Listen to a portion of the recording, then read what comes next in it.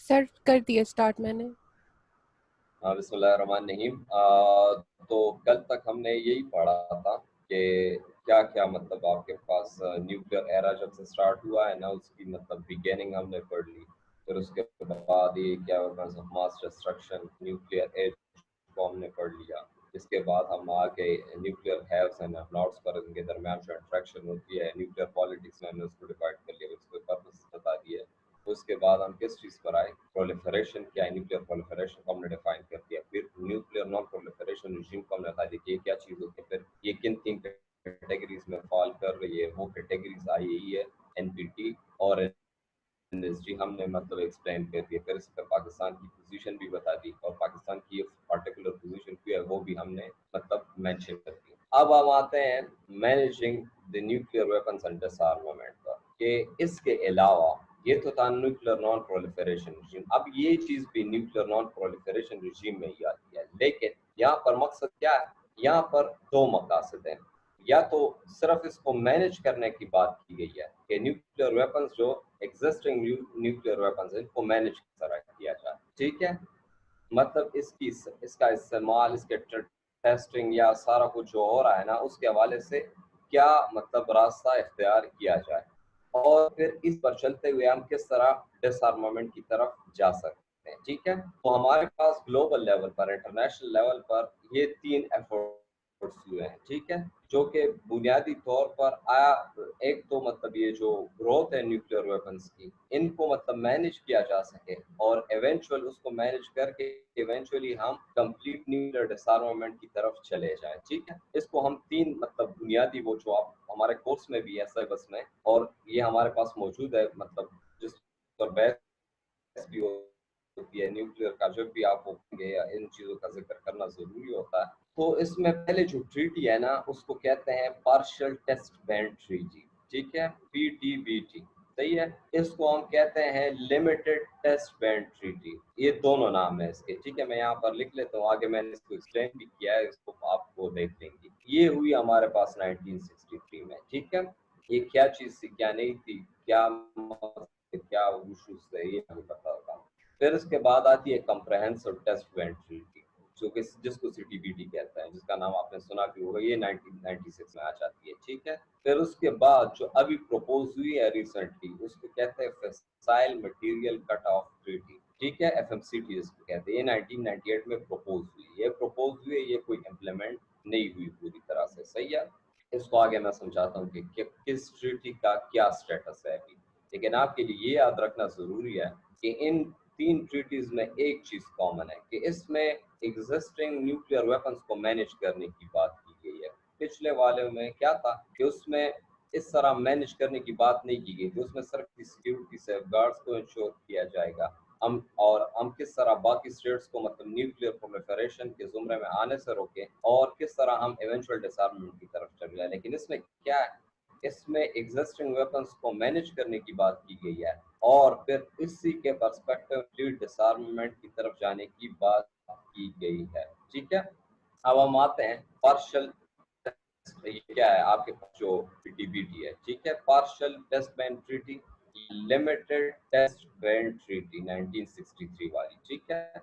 जिस तरह हमने पिछले वालों का कहा था कि जो भी हम वो डिस्कस कर रहे थे उसका एक बैकग्राउंड हम बता, ये का बैकग्राउंड क्या था, एटम्स फॉर पीस कॉन्सेप्ट आया था नॉर वाला। एनपीटी का क्या बैकग्राउंड था, एनपीटी का आपके पास यही बैकग्राउंड था कि किसी तरह हमारे पास ये जो कंसर्न्स है ना, बाकी वो चैलेंजेस है आईएईए में, डिफरेंट स्टेट के जो कंसर्न्स है न्यूक्लियर एनर्जी के हवाले, उसको ऐड किया जा सके और उनको इंसेंटिवाइज किया जा सके। फिर उसमें जो चैलेंजेस है ना, उसको एड्रेस करने के लिए हमारे पास बैकग्राउंड क्या बना, एनएसजी का। और एनएसजी का इमीडिएट जो था ना कॉज, वो आपके पास पीसफुल न्यूक्लियर टेस्ट थे इंडिया के, ठीक है, 1974 में, उसी में एनएसजी बनी। तो इसी तरह हमारे पास ये इन ट्रीटीज का भी कोई बैकग्राउंड था, जिसकी वजह से हमारे पास सामने आई, और हर एक ट्रीटी ने कुछ पार्टिकुलर मकासद काम करने, मतलब पार्टिकुलर मकासद हासिल करने के लिए काम किया, ठीक है। अब इसका बैकग्राउंड ये था कि यार आपके पास सेकंड न्यूक्लियर एज चल रहा था, सही है, आपके पास कट थ्रोट कंपटीशन था सोवियत ब्लॉक में और यूएस ब्लॉक के दरमियान, ठीक है। अब ये चीज़ें तो चल रही थी, वेपन्स ऑफ मास डिस्ट्रक्शन वो मतलब कलेक्ट कर रहे थे, वो डेवलप कर रहे थे, ज़्यादा से ज़्यादा वेपन्स वो बना रहे थे, ठीक है, हज़ारों की तादाद में। अब हमारे पास चीज़ को तब तक रियलाइज़ नहीं हुई जब तक बिल्कुल इनको ये नहीं लगा ना कि यार ये तो हम न्यूक्लियर डिज़ास्टर के बिल्कुल दहाने पर मतलब आकर हम वापस हो गए हैं। और ये कौन-सा एपिसोड था जिसने इस चीज़ को मतलब क्या किया, इसको मतलब आपके पास स्पीड अप कर दिया। यार ऐसी कोशिश मतलब हमने करनी चाहिए जिससे हम इस थ्रेट, ये न्यूक्लियर वेपन्स के थ्रेट को नहीं है वो किसी ना किसी तरह मिटिगेट कर सके, पूरी तरह नहीं खत्म कर सकते तो एटलीस्ट हम इसको मिटिगेट कर दें, ठीक है, ताकि इंटरनेशनल लेवल पर जो इनसिक्योरिटी का मतलब जो बढ़ता रुझान है इसको रोका जा सके। और इसका कौन सा एपिसोड था जिसने मतलब आपके पास इस पे 10 सालों से ये आपके पास ये जो ट्रीटी थी ना, ये बेसिकली 3 स्टेट्स के दरमियान में ये मतलब वो हुई थी, लेकिन इसमें बेसिक नेगोशिएशन स्टार्ट में 3 स्टेट्स के दरमियान में हुई थी। स्टेट्स था, सोवियत यूनियन था और यूनाइटेड किंगडम था।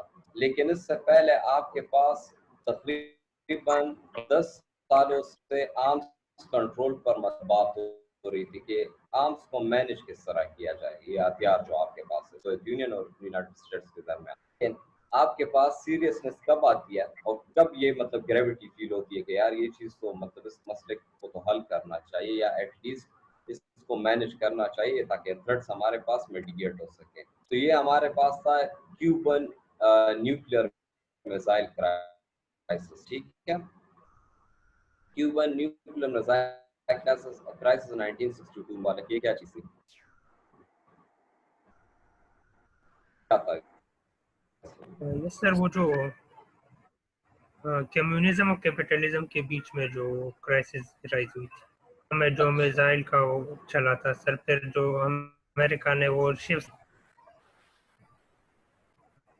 एनीवन एल्स, ये भी ठीक है लेकिन यार ये वो सर एग्जैक्ट ये आप वो नहीं सोवियत ने क्यूबा में जो है तो अपने मिसाइल्स डिप्लॉय किए एनीवन थे।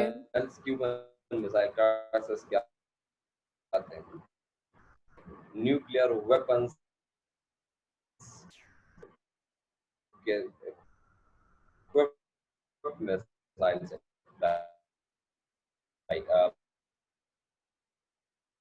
मतलब डिप्लॉय किए थे। इन सिंपल टर्म्स आपके पास यूनाइटेड अमेरिका, ठीक है, in its history for the first time आपके पास न्यूक्लियर मतलब आर्म्स के निशाने पर आ गया था सोवियत यूनियन की, ठीक है। और इसके रिजल्ट में आपके पास जो यूएस थाना उसने भी हाई अलर्ट दे दिया था कि आपके पास जो न्यूक्लियर डूम्सडे क्लॉक का डूम्सडे के यूज होने का थ्रेट कितना है। तो फॉर द फर्स्ट टाइम हम देखते हैं कि न्यूक्लियर जो आपके पास डूम्सडे क्लॉक है ना, जो कि ये मतलब आपके पास हाईलाइट करती है कि थ्रेट कितना है, ठीक है। तो ये बिल्कुल करीब पहुंच चुका था मिडनाइट के, मतलब ये एक सैंपल था कि आपके पास हम कितना करीब है न्यूक्लियर वॉर के, ठीक है।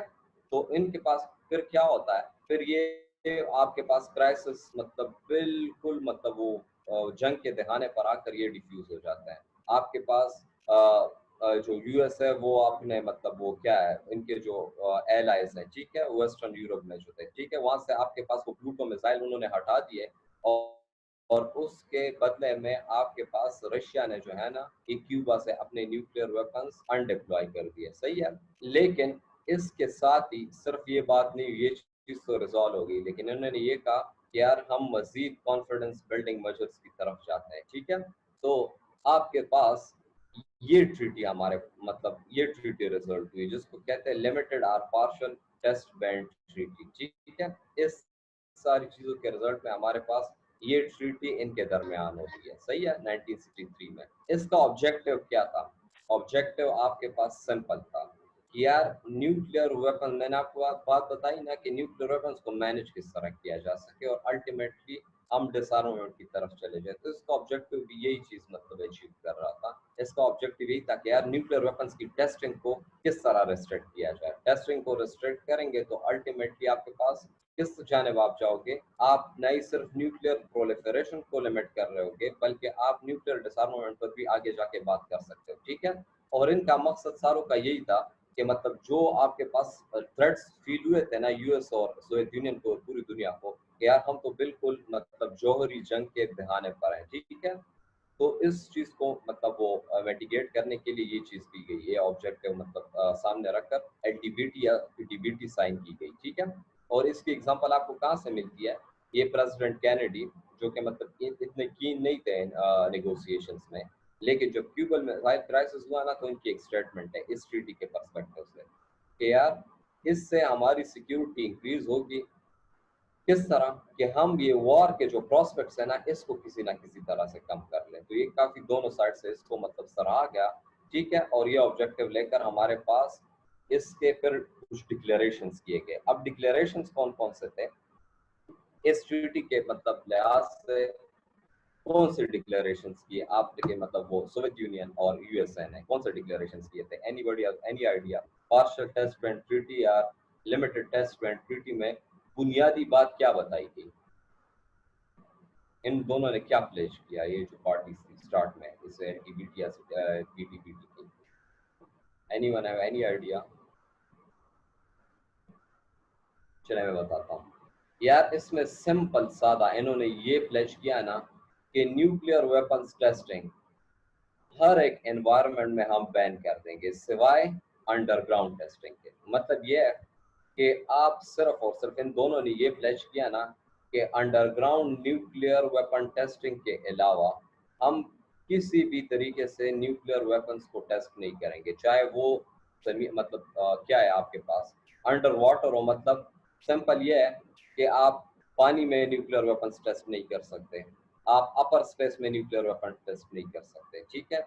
और आप सिंपल सादा जो आपके पास अपर स्पेस का मतलब ये स्पेस की बात हो रही है, ठीक है। ऊपर स्पेस का पता है क्या होता है?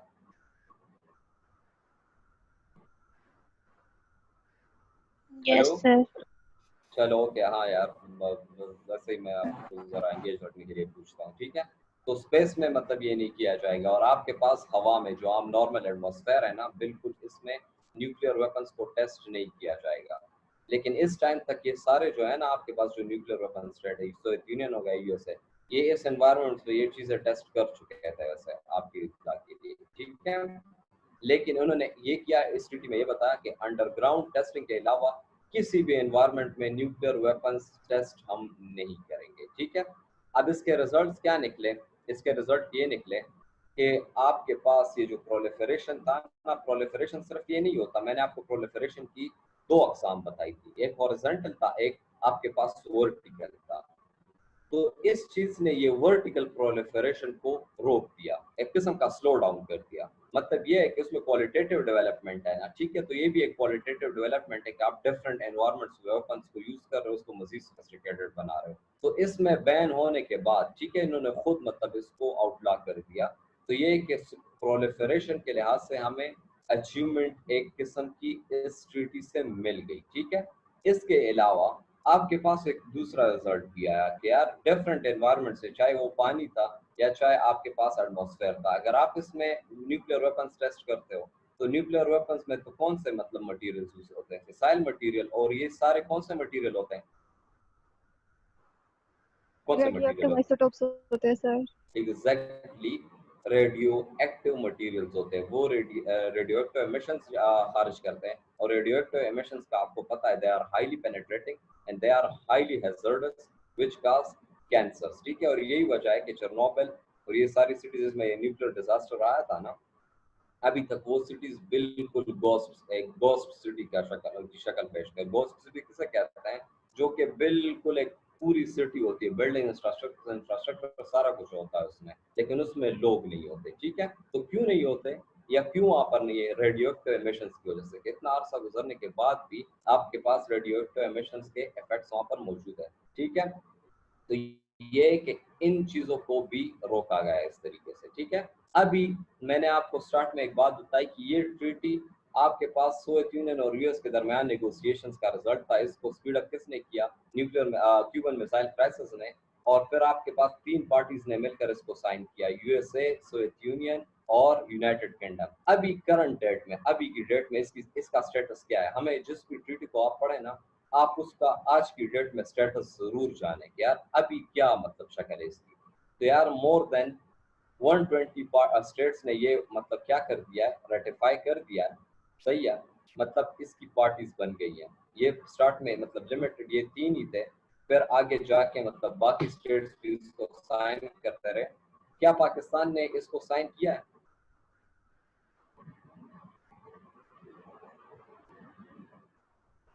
Yes, sir. Pakistan exactly Pakistan ने इसको साइन किया है।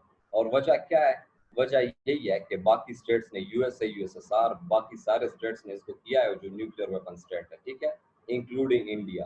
तो पाकिस्तान का तो हम यही केस डेवलप कर रहे हैं कि अगर ये कोई पिछले वाले मतलब रिजीम्स में कोई चीज़ साइन नहीं भी कर रहा था, एनपीटी हो गया आपके पास, के अलावा क्या है ये दूसरा जो एनएसजी था, इसके लिहाज से जो पाकिस्तान की कंसर्न है, तो ये तो बुनियादी इसको अपने सुप्रीम नेशनल इंटरेस्ट को सामने रखकर ये डिसीजन ले रहा था। तो यहाँ पर अगर पाकिस्तान ये इससे इनकार कर देता तो फिर हमें पता चलता कि यार ये चीज़ें जो है ना पाकिस्तान खुद नहीं चाहता। लेकिन पाकिस्तान जहाँ पर भी आप देख रहे होंगे सारी ट्रीटीज में कि जहाँ पर भी उसूली मौक़िफ़ बाकी स्टेट्स की तरफ से अपनाया गया है और उन्होंने इसको रेटिफाई किया, तो पाकिस्तान भी इस कॉज में पीछे नहीं रहा है किसी भी स्टेट से, ठीक है। तो पाकिस्तान इसकी पार्टी है, ठीक है।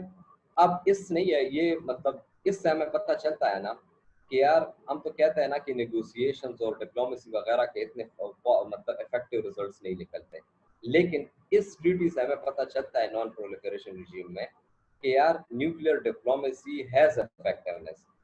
आपके पास इफेक्टिवनेस इसमें होती है, ये आपके पास रिजल्ट्स अचीव कर सकती है, लेकिन तब जब आपके पास पार्टीज विलिंग हो अपनी ऑब्लिगेशंस पूरी करने में। ये आप देख रहे हैं पिछले वालों में वो पार्टीज मतलब चाहे यूएसआई, यूएसएसआर सारे मतलब उससे मतलब कोई ना कोई एक्सक्यूज बनाकर उसको रेटिफाई नहीं कर रहे थे, ठीक है। लेकिन यहाँ पर क्या है, यहाँ पर ये यार रेटिफाई नहीं कर रहे थे, अगर कर भी रहे थे तो फिर अपनी ऑब्लिगेशंस पूरी नहीं कर रहे थे। ऑब्लिगेशंस पूरी ना करने की एग्जांपल आपको ये न्यूक्लियर डिसआर्मामेंट एनपीटी में मिलती है कि थर्ड ऑब्जेक्टिव यही था, और आपके पास ये जो P5 स्टेट्स है वो न्यूक्लियर डिसआर्मामेंट की तरफ जा ही नहीं रहे, तो स्टेट्स को अभी तक कंसर्न है और इसीलिए पाकिस्तान ने साइन भी नहीं किया, ठीक है। और सारे मतलब यही कंसर्न शेयर करते हैं पाकिस्तान वाला कि जब तक आप न्यूक्लियर डिसआर्मामेंट के लिए स्टेप्स नहीं उठाओगे तो हम किस तरह मतलब वो how can we be sure कि यार हम ये अपने न्यूक्लियर वेपन्स गिव अप कर ले तो हमारी सिक्योरिटी इंटैक्ट रहेगी, ठीक है। तो इसमें क्या है, अब ये आप देख रहे हैं ना कि जब इन्होंने खुद ये चीज़ रेटिफाई कर दी और इस मतलब इस चीज़ की ऑब्लिगेशंस पूरी की, तो बाकी स्टेट्स ने भी इनका या इंक्लूडिंग पाकिस्तान, ठीक है। So effectiveness of nuclear diplomacy depend ही करती है इस बात पे कि बाकी जो P5 स्टेट्स हैं ना वो अपनी ऑब्लिगेशंस किस तरह से पूरी कर रहे हैं। Is it clear? Yes, sir. चलो ओके गुड। पहले हमने क्या पढ़ लिया, एलटीबीटी पार्शियल टेस्ट एंड बीटी। दूसरा हमारा क्या था यार, दूसरी आपके पास ट्रीटी कौन सी आई जिसको आपके पास कहते हैं सीटीबीटी। सीटीबीटी क्या चीज़ है, एब्रिविएशन क्या है सीटीबीटी की, जो कि 1996 में आई? Comprehensive Test Ban Treaty. Comprehensive test ban treaty, ठीक है। आपके पास इसमें क्या है, इसका बैकग्राउंड क्या है? जब इस एलटीबीटी के मतलब इतने मतलब आपके पास वो क्या है तसल्ली बख्श रिजल्ट्स आए ना, तो स्टेट्स ने ये फील किया कि अब वो तो 19 मतलब आपके पास 63 में हुई, ठीक है, ये 1996 में हुई। 1996 तक हमारे पास न्यूक्लियर वेपन स्टेट्स मजीद भी बढ़ गए थे। तो उन्होंने ये किया कि यार किसी तरह हम जो चीज़ें आपके पास एलटीबीटी में रह गई है ना, सही है, एलटीबीटी में जो लूप होल्स रह गए हैं उसको किस तरह प्लग किया जा सके। उसमें लूप होल कौन से थे? उसमें लूप होल यही था कि यार आपके पास जो एलटीबीटी थी ना उसमें यही बात बताई गई थी कि यार उसमें अंडरग्राउंड की तो इजाज़त दी गई थी ना कि अंडरग्राउंड टेस्टिंग आप कर सकते हैं। तो आपके पास इन सिंपल टर्म्स हम ये कह सकते हैं कि उस खतरे को पूरी तरह एड्रेस नहीं किया गया था, ठीक है। मतलब इसके इफेक्टिव रिजल्ट्स निकले, लेकिन न्यूक्लियर टेस्टिंग को फिर भी कंप्लीटली आपके पास आउटलान नहीं किया गया था, सही है। और डिसआर्मामेंट की तरफ भी हमारे पास जो स्टेप्स थे ना, उसको मतलब आपके पास इफेक्टिव बनाने के लिए आपके पास जरूरी है कि आप ये पहला जो स्टेप है कि किस तरह इस खतरे को मिटिगेट किया जा सके या न्यूक्लियर वेपन्स को मैनेज किया जा सके, इसकी मतलब जो इम्पोर्टेंस है ना, इसको भी पूरी तरह वो एड्रेस नहीं किया गया। तो ये सारी चीजें फिर किस ट्रीटी में की गई, ये हमारे पास कंप्रेहेंसिव टेस्ट बैंड ट्रीटी में आती है। अब कंप्रेहेंसिव टेस्ट बैंड ट्रीटी किसका रिजल्ट था, वो तो हमारे पास सोवियत यूनियन और यूनाइटेड स्टेट्स का ये इनिशिएटिव था, यूके ने उसमें मतलब पार्टिसिपेट किया और फिर आगे जाके बाकियों ने साइन किया। ये जो कंप्रेहेंसिव टेस्ट बैंड ट्रीटी आती है ना, सही है, ये हमारे पास डिसआर्मामेंट को ही, जिस तरह मैंने स्टार्ट में बताया था कि मैनेजिंग न्यूक्लियर वेपन्स एंड डिसआर्मामेंट, ये डिसआर्मामेंट को ही मद्देनजर रखकर बनाई गई। इसकी बात पहले ये प्रपोज किसने की थी, या इस पे बात कब हुई थी, या इस पे इत्तेफाक मतलब किन पार्टीज ने किया था कि यार एक ऐसी ट्रीटी लानी चाहिए जो मतलब लूप होल्स हमारे पास एलटीबीटी में रह गए हैं ना, ताकि उसको एड्रेस किया जा सके और हम कंप्लीट डिसआर्मामेंट की तरफ जा सके। ये एक कॉन्फ्रेंस आपके पास 1962 से चलती आ रही है, जिसको कहते हैं कॉन्फ्रेंस ऑन डिसआर्मामेंट। कॉन्फ्रेंस ऑन डिसआर्मामेंट ये चीज है कि इसमें डिफरेंट पार्टीज इकट्ठे होकर हर साल एनुअली ये एफर्ट्स मतलब कॉन्फ्रेंस कंडक्ट करके ये एफर्ट्स करते हैं कि किसी तरह हमारे पास आर्म्स कंट्रोल और डिसआर्मामेंट पर काम किया जा सके, ठीक है। तो हमारे पास जो था ये कॉन्फ्रेंस ऑन डिसआर्मामेंट, ठीक है, इसने ये डिसाइड किया, ठीक है, जो कि उसी साल हुआ था 1996 में, ठीक है। उस साल वाले कॉन्फ्रेंस ऑन डिसआर्मामेंट ने ये बात डिसाइड की कि हमें एक ऐसी ट्रीटी की तरफ जाना चाहिए जो कि हमारे पास पिछले मसले मसाइल चले आ रहे हैं, आपके पास एलटीबीटी और या आपके पास पीटीबीटी जिसको कहते हैं, ठीक है, उसको एड्रेस किया जा सके। ये हमारे पास यूनाइटेड नेशंस मतलब उसमें क्या था, वो एक ट्राइलेटरल एग्रीमेंट था स्टार्ट में। ये वो ट्रीटी जो थी ना पीटीबीटी, वो ट्राइलेटरल ट्रीटी थी स्टार्ट में, फिर बाकियों ने इसको ज्वाइन कर लिया। ये स्टार्ट से ही मल्टीलेटरल ट्रीटी थी। मल्टीलेटरल ट्रीटी क्यों थी, क्योंकि आपके पास कॉन्फ्रेंस ऑन डिसआर्मामेंट जो होती है ना, उसमें डिफरेंट मल्टीपल स्टेट उसके पार्टीज होते हैं, इस पे ये इत्तेफाक, उसमें ये इत्तेफाक हुआ था, ठीक है। इस पे फिर इसने यूनाइटेड नेशन जनरल असेंबली ने इसको अडॉप्ट करके साइन के लिए मतलब 1996 में रख दिया, ठीक है। इसमें यही बात बताई गई थी, ठीक है, क्या किसी तरह से हमारे पास ये न्यूक्लियर वेपन्स की प्रोलिफरेशन को रोका जा सके, इसकी क्वालिटेटिव डेवलपमेंट है या क्वांटिटेटिव है, इसकी रोकथाम की जा सके और हमारे पास इवेंचुअली हम डिसआर्मामेंट की तरफ जा सकें, ठीक है। अब इसमें और उसमें एक बुनियादी फर्क ये भी है कि उसमें सिर्फ मतलब रूल्स मतलब आपके पास ऑब्लिगेशंस बताई गई, इसमें एक बाकायदा ऑर्गेनाइजेशन के तौर पर मतलब इसमें एक नई ऑर्गेनाइजेशन बनाने की बात की गई। किस तरह नई ऑर्गेनाइजेशन बनाने की बात की गई कि आपके पास एक CTBT comprehensive test ban treaty के अंडर एक ऑर्गेनाइजेशन बनेगी जो कि ये इंश्योर करवाएगी जो ऑब्जेक्टिव्स आपके पास सीटीबीटी के जो आगे हम पढ़ेंगे इसको मतलब इम्प्लीमेंट या उसके मतलब जो ऑब्जेक्टिव्स है उसको अचीव करने के लिए आपके पास ये जो ऑर्गेनाइजेशन इसके अंडर बनाई जाएगी ना, वो ये सारा प्रोसेस कंडक्ट करेगी, ठीक है। अब ये ऑर्गेनाइजेशन हमारे पास तो ऑलरेडी एक ऑर्गेनाइजेशन जिसको हम कहते हैं इंटरनेशनल एटॉमिक एनर्जी एजेंसी, तो क्या ये उससे इंडिपेंडेंट होगी या उसके पैरेलल काम करेगी या उसके अंडर काम करेगी? तो यार ये स्ट्रक्चरली इंडिपेंडेंट है। स्ट्रक्चरली इंडिपेंडेंट का मतलब यह है कि आपके पास इसकी जो ह्यूमन रिसोर्स मैनेजमेंट होंगे, उसकी फंक्शनिंग जो होगी वो सारी इंडिपेंडेंट होगी, लेकिन वो collaboration in collaboration with IAEA, वो इंटरनेशनल एटॉमिक एनर्जी एजेंसी के अंडर ही काम करेगी, उसके साथ कोलैबोरेशन में काम करेगी, क्योंकि दोनों का अल्टीमेट पर्पस यही है कि न्यूक्लियर प्रोलिफरेशन को रोका जा सके। और आपके पास एक डिफरेंस है इनके फंक्शंस में कि ये डिसआर्मामेंट की बात कर रहा है और वहां पर डिसआर्मामेंट की बात नहीं की गई है, ठीक है। अब इसमें के अंडर जो ऑर्गेनाइजेशन बनाई गई उसका नाम क्या था?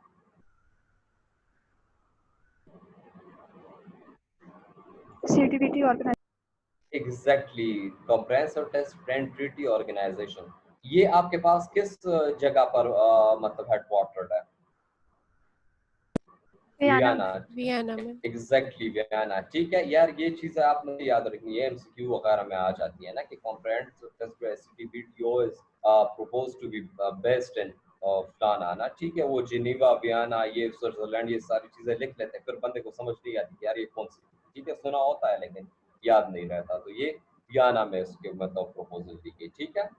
अब इसका ऑब्जेक्टिव क्या था, वही ऑब्जेक्टिव जो हमने स्टार्ट में मतलब डिस्कस कर लिया कि यार न्यूक्लियर आर्म्स की रेस जो है ना उसको मतलब न्यूक्लियर आर्म्स जो है उसको रिड्यूस किया जा सके, वही प्रोलिफरेशन की बात की गई है कि यार न्यूक्लियर प्रोलिफरेशन को रोका जा सके और ग्रेजुअली हम डिसआर्मामेंट की तरफ जा सके, ठीक है। ऑर्गेनाइजेशनल स्ट्रक्चर अगर आपको याद भी ना हो फर्क नहीं पड़ता, ठीक है, लेकिन इसमें ये 2-3 टेक्निकल टर्म्स आप मेंशन कर दें कि यार ऑर्गेनाइजेशनल स्ट्रक्चर में बुनियादी तौर पर 3 इसके मतलब वो हैं। एक conference of the party state parties का वो एक ऑर्गन बनाया गया है, ये सबसे इम्पोर्टेंट ऑर्गन जो है ना सीटीबीटी के अंडर, वो है conference of the state parties, ठीक है। ये कंसल्टेटिव फोरम है जिसमें ना ही सिर्फ रिकमेंडेशंस को असेस किया जाता है सीटीबीटीओ के, ठीक है, बल्कि आपके पास इसका आइंदा का लायामल भी तय किया जाता है। उसमें आपके पास जो भी स्टेट उसको साइन करेंगी वो आपके पास इस ऑर्गन की मेंबर्स बन जाएंगी। सबसे इम्पोर्टेंट ऑर्गन इसका यही है, ये सारे बाकी जो इसके ऑर्गन्स है ना ये इसी को रिपोर्ट करते हैं, इसी के बेस पर फिर ये आगे का लायामल तय करके, ठीक है। इसके बाद एग्जीक्यूटिव काउंसिल ये है कि आपके पास सीटीपी मतलब जो ऑब्जेक्टिव्स इसके हैं इसके लिहाज से जो रिकमेंडेशंस जो लायामल आपके पास conference of the state parties ने तय किया है उस पर अमल कौन करेगा, अमल किस तरह करवाया जाएगा, तो उसके लिए आपके पास इसमें एग्जीक्यूटिव काउंसिल का विंग है, ठीक है, जो कि आपके पास इसको इम्प्लीमेंट करने में हेल्प आउट करेंगी। फिर इसके साथ एक टेक्निकल सेक्रेटरीट की भी बात की गई इसमें, ठीक है, कि टेक्निकल सेक्रेटरीट होगा वो ना ही सिर्फ डे टू डे ये ऑपरेशन जो चल रहे होते हैं उनको मैनेज करेगा, ये ऑफिशियल वर्किंग जो भी होती है सही है इसको मैनेज करेगा, बल्कि आपके पास जो रिसर्च हो रही है सारी चीजें ना इसमें साइंटिस्ट वगैरह सारा कुछ मतलब अमला किसी टेक्निकल विंग में काम करेगा कि किसी तरह हमारे पास जो कंप्रेहेंसिव टेस्ट बैंड ट्रीटी है इसके ऑब्जेक्टिव्स को पूरा किया जा सके, ठीक है। अब ऑर्गेनाइजेशन स्ट्रक्चर में ये 3 बातें आपको पता होना then it is more than enough, ठीक है। ये मैं क्यों डिटेल में डिस्कस नहीं कर रहा क्योंकि आपके पास सीटीबीटी जो है ना मैं आगे आपको पता चल जाएगा कि मैं डिटेल में क्यों डिस्कस नहीं कर रहा इस ऑर्गेनाइजेशन को या इसकी फंक्शनिंग को, ठीक है।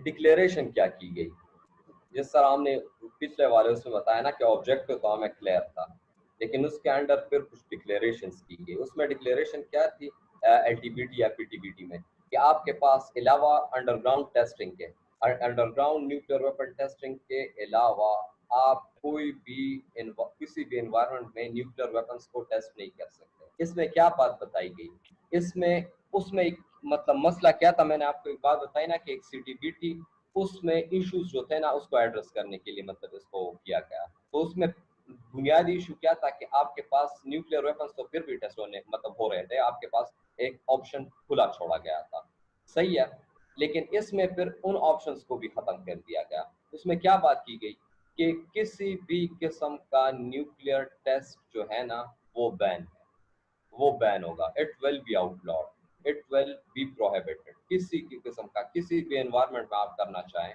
चाहे वो अंडरग्राउंड हो, चाहे एटमॉस्फेयर में हो, चाहे अपर स्पेस में हो, चाहे वाटर में हो, यही एनवायरनमेंट्स है ना बेसिकली आपके पास न्यूक्लियर टेस्टिंग के लिए। तो सारे एनवायरनमेंट्स में न्यूक्लियर टेस्टिंग आज से बैन होगी, चाहे आप सिविल पर्पसेस के लिए कर रहे हो या मिलिट्री पर्पसेस के लिए उसको कंडक्ट कर रहे हो, both for civil and military purposes। Nuclear weapons को किसी भी एनवायरनमेंट में ना ही टेस्ट किया जाएगा और ना ही कोई पार्टी जो कि सीटीबीटी की मेंबर हो वो अपने जुरिस्डिक्शन को किसी स्टेट को यूज करने देगी न्यूक्लियर वेपन्स की टेस्टिंग के लिए, ना ही खुद करेगी ना ही दूसरे को अपने जुरिस्डिक्शन में वो करने देगी, ठीक है। ना ही सिर्फ ये बात बताई गई इसमें, बल्कि ये बात भी बताई गई, ठीक है, कि किसी भी ऐसी एक्टिविटी से, ठीक है, किसी भी ऐसी एक्टिविटी से या किसी भी ऐसी कोई पार्टिसिपेशन से दूसरे मुल्क के साथ या किसी भी कोलैबोरेशन से मतलब आपके पास स्टेट्स दूर रहेंगे जो किसी भी तरीके से न्यूक्लियर वेपन्स के जो टेस्टिंग है ना उसको कैरी आउट करने में हेल्प कर रहे हो। आई थिंक 1 मिनट रह गया है, हम ऐसा कर लेते हैं कि 10 मिनट की 5 मिनट की 10 मिनट की ब्रेक, ठीक है, फिर उसको मतलब वो जब सेशन खत्म हो जाए 10 मिनट की ब्रेक ले लेते हैं। Is it okay? Okay, sir. Yes, sir. ठीक है, तो इसमें ये बात की गई कि यार ये नहीं कि सिर्फ अपने इलाके में ना नहीं करने दोगे या खुद नहीं करोगे, बल्कि किसी ऐसी एक्टिविटी में भी हिस्सा नहीं लोगे, ना ही कोई ऐसी कोलैबोरेशन का हिस्सा बनोगे जो कि किसी भी तरीके से किसी दूसरे स्टेट को या खुद आप मतलब वो आपके पास क्या कर रहा हो, न्यूक्लियर वेपन्स की एक्सप्लोजन में वो एक्टिविटी आगे जाके हेल्प आउट कर रही हो। तो सही तरह इसको एड्रेस किया गया कि किसी ना किसी तरीके से हम कोशिश कर ले कि न्यूक्लियर वेपन्स की टेस्टिंग ना हो। ठीक है, पॉइंट्स ऑफ कंटेंशन ये मैं आपको ब्रेक के बाद बताता हूँ कि यार ये बाकी चीजें क्या है। ठीक है, अभी तक क्लियर है आप लोगों को? जी सर। चलो ओके, ठीक है, चलो ब्रेक